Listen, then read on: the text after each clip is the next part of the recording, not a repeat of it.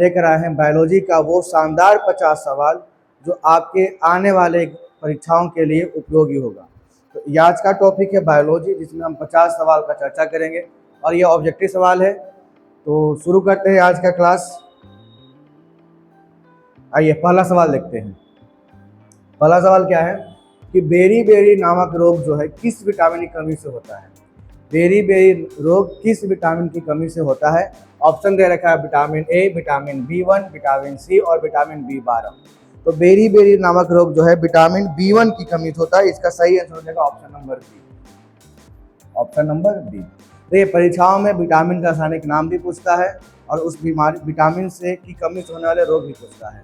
जो लोग तैयारी करना चाहते हैं और अपनी तैयारी को और मजबूत बनाना चाहते हैं, हमारे साथ जुड़े रहें और देखते रहें अपना सीरीज ऑब्जेक्टिव का। और जो क्लास करना चाहते हैं वो क्लास भी अपना यूट्यूब पे अपलोड होता जाता है वीडियो, वहाँ से अपनी तैयारी को और मजबूत कर सकते हैं। चलिए आइए आगे देखते हैं। सवाल नंबर 2, स्टार्च से क्या संबंधित है। आपका ऑप्शन रखा है ग्लूकोज, फ्रक्टोज, सुक्रोज और ग्लैक्टोज। स्टार्च से क्या संबंधित है। इसका सही आंसर हो जाएगा ऑप्शन नंबर ए, ग्लूकोज।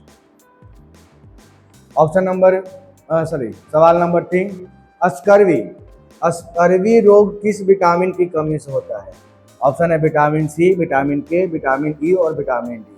तो स्कर्वी जो होता है विटामिन सी की कमी से। ठीक है। आइए सवाल नंबर 4, पेप्सिन होता है। पेप्सिन क्या है। एक हार्मोन है, एक एंजाइम है, एक विटामिन है या एक पोषक तत्व है। पेप्सिन क्या है। हार्मोन्स, एंजाइम, विटामिन और पोषक तत्व। इसका सही आंसर है option number B, enzymes. Pepsin क्या है, एक एंजाइम्स है। आइए सवाल नंबर 5, वो कौन सा तत्व है जो दंत इनामेल को कठोर बनाता है।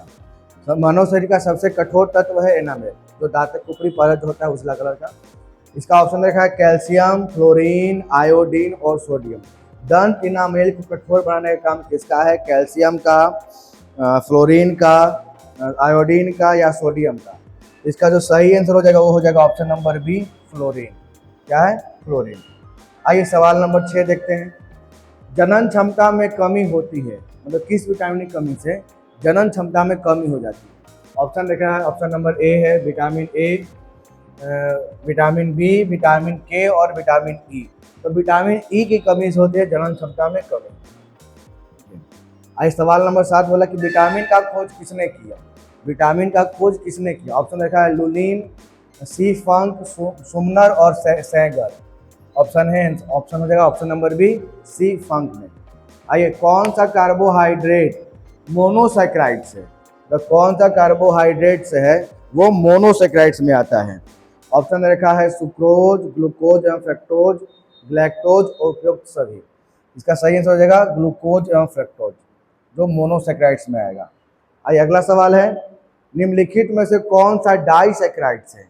निम्नलिखित में से कौन सा जो है डाइसैकेराइड्स है। इसका ऑप्शन दे रखा है फ्रुक्टोज, डेक्सट्रीन, ग्लैक्टोज और माल्टोज। कौन सा जो है डाइसैकेराइड्स है। तो डाइसैकेराइड्स हो जाएगा आपका माल्टोज। क्या हो जाएगा, माल्टोज। ठीक है, आगे बढ़ते हैं। सवाल नंबर 10, निम्नलिखित में से कौन सा दुग्ध प्रोटीन है। देखिए दुग्ध प्रोटीन, इसमें कंफ्यूजन होगा। बहुत सारे बच्चा लैक्टोज भी मार देंगे और इसमें ऑप्शन देखा लैक्टोज भी है, मायोसिन भी है, कैसीन भी है और रेनिन भी है। तो अगर बात करता है दूध के प्रोटीन का, तो प्रोटीन है आपका कैसीन। क्या है, कैसीन। आइए, किस विटामिन को हार्मोन भी कहते हैं। कौन सा विटामिन है इसको हम हार्मोन भी कहते हैं। ऑप्शन है vitamin A, vitamin B, vitamin C और विटामिन ई। तो हार्मोन विटामिन कहते हैं विटामिन डी को, ऑप्शन नंबर सी। आई सवाल है 12, रेनिन का स्रवण करने वाला अंग कौन सा है। रेनिन का स्रवण करने वाला अंग जो है वो कौन सा है। ऑप्शन है यकृत, अमाशय, वृक्क और इनमें से कोई नहीं। सही आंसर है अमाशय। रेनिन का स्रवण करने वाला अंग है अमाशय। तेरह है आपका सवाल नंबर 13, डार्विन का सिद्धांत था। डार्विन का सिद्धांत। ऑप्शन है योग्यतम का उत्तरजीविता, प्राकृतिक चयनवाद, म्यूटेशनवाद और परिवर्तनों सहित अवरोहण। डार्विन का सिद्धांत। डार्विन का सिद्धांत किससे संबंधित है। तो जगह प्राकृतिक चयनवाद, प्राकृतिक चयनवाद से संबंधित है।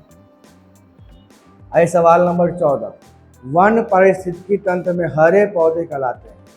वन पारिस्थितिकी जो तंत्र होते हैं उसमें हरे पौधों को क्या कहा जाता है? ऑप्शन दे रखा है आपका मूल उत्पादक, मूल उपभोक्ता, अपघटक और उत्पादक। इसका जो सही आंसर हो जाएगा वो हो जाएगा मूल उत्पादक। क्या हो जाएगा? मूल उत्पादक। आइए सवाल नंबर 15, जीवों तथा वातावरण के पारस्परिक संबंधों का अध्ययन क्या कहलाता है? जीवों तथा वातावरण के पारस्परिक संबंधों का अध्ययन क्या कहलाता है? ऑप्शन है इकोतंत्र, इकोलॉजी, सिम्यूकोलॉजी और ऑटोइकोलॉजी। ठीक है, देखिए अध्ययन पूछा है, अध्ययन की बात करेगा यार, यहाँ पर लॉजी लगेगा। क्या हो जाएगा? इकोलॉजी। ठीक है, आइए उत्परिवर्तनवाद प्रस्तुत किया था किसने?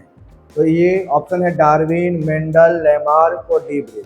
तो हुगो डी ब्रिज का नाम सुनेंगे। उत्परिवर्तनवाद का जनक कौन? डी ब्रिज, हुगो डी ब्रिज। आइए अगला सवाल है, पेलिएंटोलॉजी अध्ययन है। पेलिएंटोलॉजी किसका अध्ययन होता है? ऑप्शन है पक्षियों का, अस्थियों का, प्राइमेट्स का और जीवाश्मों का। तो पेलिएंटोलॉजी में किसका अध्ययन किया जाता है? ये हो जाएगा आपका जीवाश्मों का। पेलिएंटोलॉजी में किसका अध्ययन होता है? जीवाश्मों का। जीवाश्मों का अध्ययन पेलिएंटोलॉजी, है ना। सवाल नंबर 18, डायनासोर का सुनहरा काल किस महाकल्प को कहते हैं? डायनासोर का सुनहरा काल जो है किस महाकल्प को कहा जाता है? ऑप्शन है सीनोजॉइक काल, पेलियोजॉइक काल, आर्कियोजॉइक काल और मीसोजॉइक काल। इसका जो सही आंसर हो जाएगा वो मीसोजॉइक। डायनासोर का सुनहरा काल किसको बोला गया? मीसोजॉइक। आइए सवाल नंबर 19, जीवन की उत्पत्ति किस महाकल्प में हुई? जीवन की जो उत्पत्ति थी वो किस महाकल्प में हुई? ऑप्शन है प्री कैम्ब्रियन, प्रोटीरोजॉइक, मीसोजॉइक और सीनोजॉइक। इसका सही आंसर होगा प्री कैम्ब्रियन महाकल्प में किसकी उत्पत्ति हुई? जीवन का। आइए सवाल नंबर 20, निम्नलिखित में से कौन आधुनिक मानव का सबसे निकटतम संबंधी है? आधुनिक मानव का सबसे निकटतम संबंधी कौन है? ऑप्शन है ओरेंगेटुआन, गोरिल्ला, गिब्बन और सिनेंथ्रोपस। तो इसका मानव का सबसे निकटतम संबंधी हो जाएगा ऑप्शन नंबर बी, गोरिल्ला। ठीक है, आइए सवाल नंबर 21, हीमोग्लोबिन में कौन सी धातु होती है? सिंपल सी बात है, हीमोग्लोबिन में कौन सी धातु होगा? लोहा। सवाल नंबर 22, AB रुधिर वर्ग के व्यक्ति का रुधिर दिया जा सकता है। इसका ब्लड ग्रुप AB होगा तो उसको और मतलब कौन सा ब्लड उसमें दिया जाएगा? उसको दिया जा सकता है तो AB वाले को AB ही मिलेगा। क्या मिलेगा? AB मिलेगा।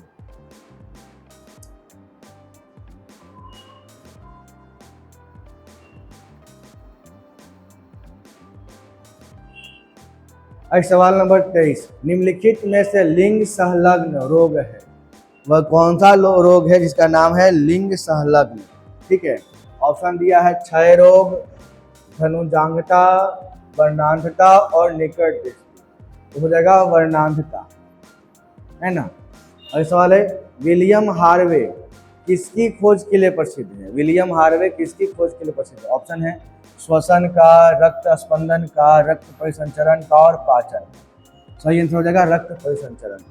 ब्लड सर्कुलेशन का खोज किसने किया था? विलियम हार्वे ने। अगला सवाल देखते हैं, सवाल नंबर 25, कौन सा अंग रोगाणुओं का विनाश करता है?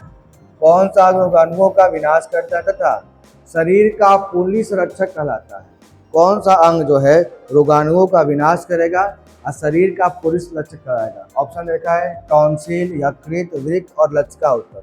सही आंसर हो जाएगा टॉन्सिल।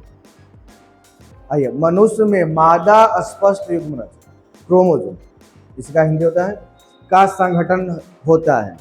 ऑप्शन है 22 + X, 22 + Y, 44 + XX XX और 44 + XY। इसका जो सही आंसर हो जाएगा वो हो जाएगा आपका 22 + X, 22 + X, ऑप्शन नंबर। आइए सवाल नंबर 27, पिता A रुधिर वर्ग और माता B वर्ग की हो उनकी संतानों में कौन सा रुधिर वर्ग संभव है? अगर पिता जो है ए वर्ग के हैं और माता जो है सो बी वर्ग के हैं, तो उनकी संतान जो होगा उनमें कौन सा वर्ग होता है? देखिए चारों हो सकता है, ए भी हो सकता है, बी भी हो सकता है, ओ भी हो सकता है और ए भी हो सकता है। Option number D. ठीक है, आइए, सार्वत्रिक रुधिर दाता मतलब यूनिवर्सल डोनर किसको कहा है? ए है, बी है, ए बी है और ओ है। तो यूनिवर्सल डोनर हो जाएगा ओ। यूनिवर्सल डोनर कौन हो जाएगा आपका? ओ हो जाएगा। आइए सेप्टर की बात करता है तो होता ए बी। आइए सवाल, आर एच फैक्टर मतलब आर एच कारक का खोजकर्ता कौन है? ऑप्शन है रीसस, लैंड स्टीनर, वीनर और लैंड स्टीनर एवं वीनर। इसका हो जाएगा option number D, Landsteiner एवं Wiener. R H factor research नामक बंदर पे हुआ था तो इसलिए इसका नाम पड़ गया आर एच। ठीक है, सूत्री विभाजन के बीच किस अवस्था में गुणसूत्र विपरीत ध्रुवों की ओर गति करते हैं? आपको पढ़ाया गया था सेल में भी आपको पढ़िएगा आपका सूत्री व्यवस्था क्रोमोसोम के बारे में, उसमें है कि सूत्री विभाजन होता है सेल डिवीजन, उसमें किस अवस्था में गुणसूत्र जो है विपरीत ध्रुवों की ओर आकर्षित होते हैं, गति करते हैं? आपका है प्रोफेज, मेटाफेज, टीलोफेज या एनाफेज। तो आपका सही आंसर क्या हो जाएगा? इसका हो जाएगा option number D, anaphase. Anaphase में होता है जो सेल डिवीजन होता है, तो ये दोनों एक दूसरे के मतलब विपरीत अवस्था में गति करना शुरू करते हैं। ठीक है, आइए, वृद्धि वलय, वृद्धि वलय जो है किसकी क्रिया से बनते हैं? वृद्धि वलय किसकी क्रिया से बनते हैं? ऑप्शन है कैम्बियन, जाइलम, फ्लोएम और जाइलम फ्लोएम दोनों। इसका सही आंसर हो जाएगा कैम्बियन। कौन सा हो जाएगा? कैम्बियन। आइए सवाल नंबर 32, अनिषेक फल वह है जिसमें होते हैं, अनिषेक फल वह है जिसमें होते हैं, वो हो जाएगा बिना परागन और निषेचन के बना फल। तो वैसा फल जो बिना परागन और जो बिना निषेचन के बन जाए उसको क्या बोलते हैं? अनिषेक फल बोलते हैं। और पराग कण क्या है? पराग कण जो है वो क्या है? तो पराग कण क्या होता है? ऑप्शन है नर युग्मकोद्भिद, मादा युग्मकोद्भिद, नर बीजांडोद्भिद और मादा। हो जाएगा पराग होता है नर युग्मकोद्भिद। ठीक है, सवाल नंबर 34 है, आवृतबीजी पादपों में भ्रूण कोष प्रायः होते हैं। आवृतबीजी पादपों में जो भ्रूण कोष होते हैं वो क्या होते हैं? ऑप्शन दे रखा है अगुणित, द्विगुणित, त्रिगुणित और किसी भी प्रकार का नहीं। इसका जो सही आंसर वो हो जाएगा आपका त्रिगुणित। क्या है? त्रिगुणित। बीज किससे बनते हैं? आपका सवाल पूछा है कि बीज जो है, बीज का निर्माण किससे होता है? ऑप्शन है भ्रूण से, भ्रूण कोष से, अंडाशय से और बीजांड से। तो बीज का निर्माण होता है बीजांड से। किससे? बीजांड से। आइए सवाल नंबर 36 देखते हैं, एक ही पादप में एक पुष्प के परागकणों का दूसरे पुष्प के वर्तिकाग्र पर जाना कहलाता है। एक ही पादप है, ठीक है, और एक ही पादप में अगर एक पुष्प का परागकण है वो दूसरे पुष्प के वर्तिकाग्र पर जाता है तो क्या बोलते हैं? ऑप्शन रखा है समकाल प्रवक्ता, भिन्न काल प्रवक्ता, गीटोनोगैमी और जीनोगैमी। सही आंसर हो जाएगा गीटोनोगैमी। अतः कौन सा फल नट है? कौन सा फल जो है सो नट है? ऑप्शन है मूंगफली, सुपारी, अखरोट और काजू। इसका जो सही आंसर हो जाएगा काजू। काजू क्या है? एक नट है। ठीक है, काजू क्या है? एक नट। आइए सवाल नंबर 38, नारियल के खाने योग्य भाग लिखिए। सवाल ये भी पूछता है फल का नाम देगा, उसका खाने योग्य भाग। जैसे अगर पूछेगा संतरा का तो स्पाइसी हेयर जो जूसी हेयर रहता है वो बोल सकते हैं। ठीक है, लीची का तो एरिल हो जाता है। उसके बाद पूछा कि नारियल का खाने योग्य भाग, यहाँ बोला है भ्रूण कोष, मध्य फल भित्ति, अंतः फल भित्ति और बाह्य फल भित्ति। तो भ्रूण कोष, नारियल के खाने योग्य भाग कौन सा है? भ्रूण कोष है। ठीक है, आइए सवाल नंबर 39, एक सच्चा फल होता है, सच्चा फल कौन सा है? तो यहाँ ऑप्शन है विकसित अंडाशय, विकसित बीजांड, निषेचित एवं विकसित अंडाशय, निषेचित एवं विकसित बीजांड। चलिए यहाँ ऑप्शन कंफ्यूज करने वाला दिया है भरपूर। इसमें सच्चा फल आप किसको कहिएगा? निषेचित एवं विकसित अंडाशय को बोलेंगे। सच्चा फल क्या हो जाएगा? निषेचित एवं विकसित अंडाशय। आइए सवाल नंबर 40। कटहल में मांसल खाने योग्य भाग है। आया सवाल खाने योग्य भाग से कि कटहल में जो है मांसल खाने योग्य भाग कौन सा है? तो क्या कहते हैं? ऑप्शन दिया सहपत्र, सहपत्रक, सहपत्र और परिदल पुंज और परिदल पुंज। इसका सही आंसर हो जाएगा सहपत्र और परिदल पुंज, सहपत्र और परिदल पुंज। आइए सवाल नंबर 41। अधिकांश पादप वायरस में जेनेटिक पदार्थ है। अधिकांश जो पादप वायरस है उसमें जेनेटिक पदार्थ क्या मिलेगा? ऑप्शन है डीएनए, आरएनए, प्रोटीन और लाइसोजाइम। उसमें मिलता है आरएनए।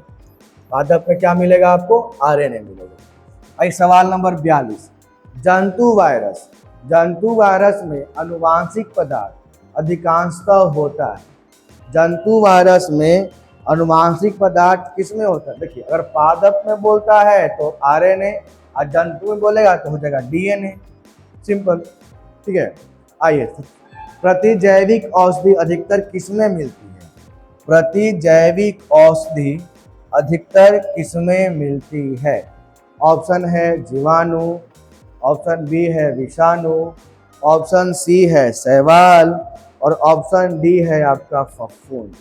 तो प्रतिजैविक औषधि अधिकतर किसमें मिलेगी? तो जीवाणु। किसमें मिलेगा आपका? ऑप्शन नंबर ए जीवाणु। सवाल नंबर 44। वायरस की सर्वप्रथम खोज जो है किसने किया था?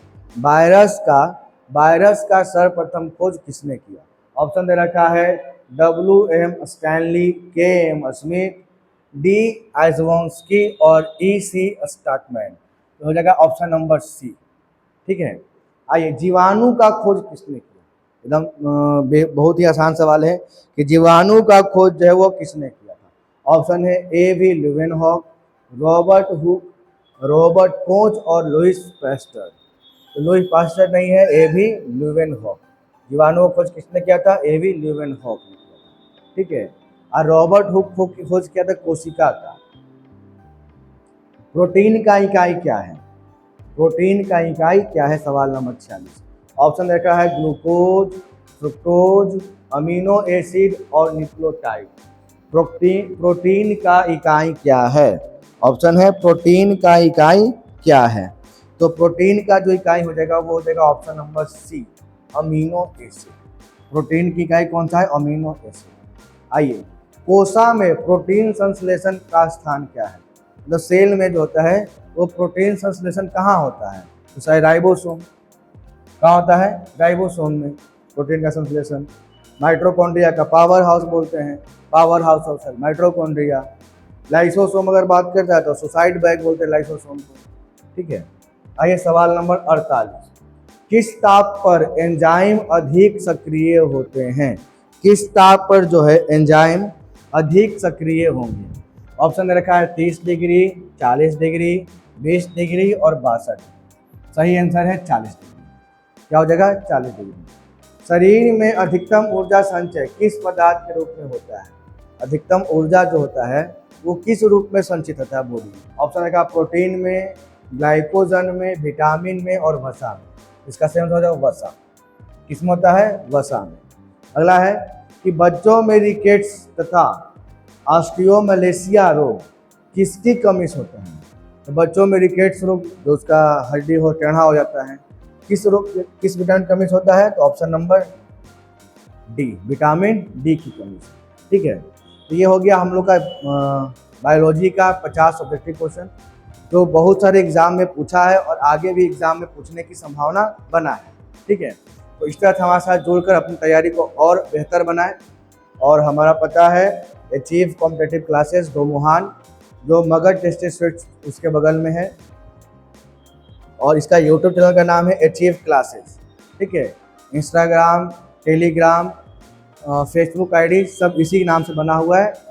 अगर जानकारी चाहिए, अधिक जानकारी है तो टेलीग्राम ज्वाइन कर लीजिए। वहाँ पर आपको PDF मिलेगा, क्लास नोट्स मिलेगा और वीडियो मिलेगा, जिसके माध्यम से आप अपना तैयारी को और अच्छे बेहतर तरीके से कर सकते हैं। चलिए धन्यवाद, आज का क्लास यहीं पर समाप्त करते हैं।